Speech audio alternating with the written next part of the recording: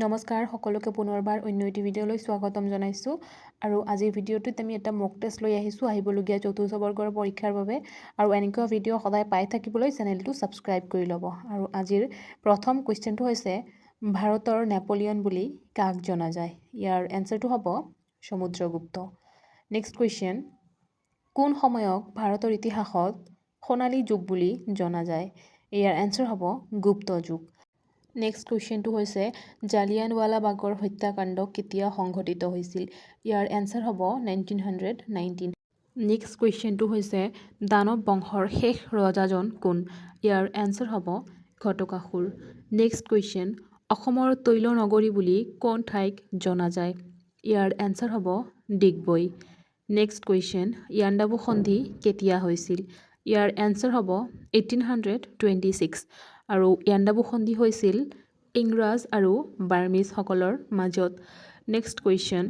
মানৰ শেষ আক্ৰমণ কেতিয়া হৈছিল ইয়াৰ এনসাৰ হ'ব 1821 মানে অসমত টোটাল তিনিবাৰ আক্ৰমণ কৰিছিলে ফাৰ্ষ্ট আক্ৰমণ কৰিছিলে 1817 ছেকেণ্ড টাইম কৰিছিলে 1819 আৰু লাষ্ট টাইমৰ কাৰণে কৰিছিলে 1821 নেক্সট কুৱেশ্যন আইনী আকবৰীৰ ৰচক কোন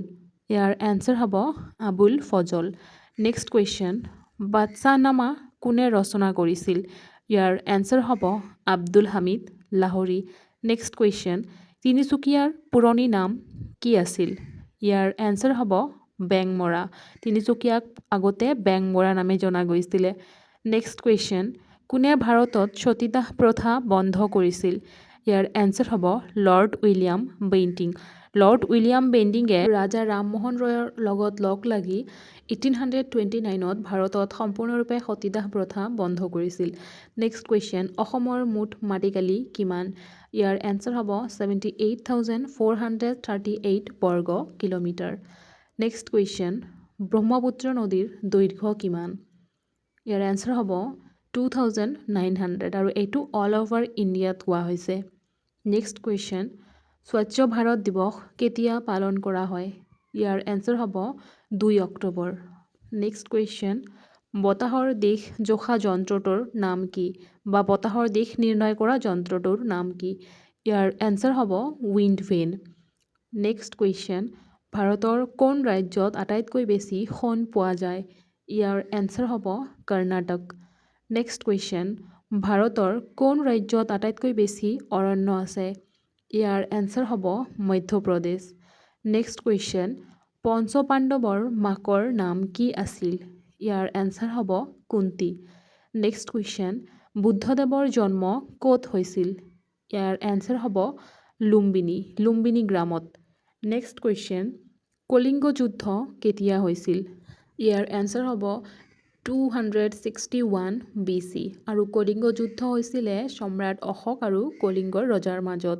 নেক্সট কুৱেশ্যন সম্ৰাট আকবৰৰ বিত্তমন্ত্ৰীজনৰ নাম কি আছিল ইয়াৰ এনসাৰ হ'ব ৰাজা তোডৰমল নেক্সট কুৱেশ্যন কোনজন আহোম ৰজাৰ দিনত পাইক প্ৰথাৰ প্ৰচলন হৈছিল ইয়াৰ এনসাৰ হ'ব প্ৰতাপ সিংহ স্বৰ্গদেউ প্ৰতাপ সিংহৰ দিনত মোমাই তামুলী বৰবৰুৱাই এই পাইক প্ৰথাৰ ছিষ্টেমটো প্ৰচলন কৰিছিলে নেক্সট কুৱেশ্যন আহোম ৰাজ্য কেতিয়া প্ৰতিষ্ঠা হৈছিল ইয়াৰ এনসাৰ হ'ব 1228 খ্ৰীষ্টাব্দত নেক্সট কুৱেশ্যন আহোম ৰাজ্য কোনে প্ৰতিষ্ঠা কৰিছিল ইয়াৰ এনসাৰ হ'ব চুকাফা নেক্সট কুৱেশ্যন আহোমৰ শেষ ৰজাজনৰ নাম কি আছিল ইয়াৰ এনসাৰ হ'ব পুৰন্দৰ সিংহ নেক্সট কুৱেশ্যন ভাৰত ত্যাগ আন্দোলন কেতিয়া হৈছিল ইয়াৰ এনসাৰ হ'ব 1942 চনত নেক্সট কুৱেশ্যন ভাৰতৰ লৌহ মানৱ বুলি কাক জনা যায় ইয়াৰ এনসাৰ হ'ব চৰ্দাৰ বল্লভভাই পেটেল নেক্সট কুৱেশ্যন পানিপথৰ প্ৰথম যুদ্ধ কেতিয়া হৈছিল ইয়াৰ এনসাৰ হ'ব 1526 আৰু এইটো হৈছিলে মোগল সাম্ৰাজ্যৰ প্ৰতিষ্ঠাপক বাবৰ আৰু ইব্ৰাহিম লোদীৰ মাজত নেক্সট কুৱেশ্যন শৰাইঘাটৰ যুদ্ধ কেতিয়া হৈছিল ইয়াৰ এনসাৰ হ'ব 1671 লাচিত বৰফুকন আৰু মোগলসকলৰ মাজত শৰাইঘাটৰ যুদ্ধ হৈছিল নেক্সট কুৱেশ্যন কাৰেংঘৰ কোনে নিৰ্মাণ কৰিছে ইয়াৰ এনসাৰ হ'ব স্বৰ্গদেউ ৰাজেশ্বৰ সিংহই এইটোৱে আছিল আজিৰ লাষ্ট কুৱেশ্যন। এতিয়া আপোনালোকে কমেণ্ট কৰি জনাব ইয়াৰে কেইটা আপোনালোকে শুদ্ধ এনচাৰ দিব পাৰিছে। গতিকে এইটো ভিডিঅ'ত এইখিনিয়ে আছিলে। পুনৰ লগ পাম অন্য এটি ভিডিঅ'ৰ সৈতে। আৰু আপোনালোকে যদি এনেধৰণৰ আৰু মক টেষ্ট বিচাৰে তেনেহ'লে প্লিজ কমেণ্ট কৰি জনাব। আগলৈ আৰু এনেকুৱা ধৰণৰ মক টেষ্ট লৈ অহা হ'ব। ভিডিঅ'টো শেষলৈকে চোৱাৰ বাবে বহুত বহুত ধন্যবাদ।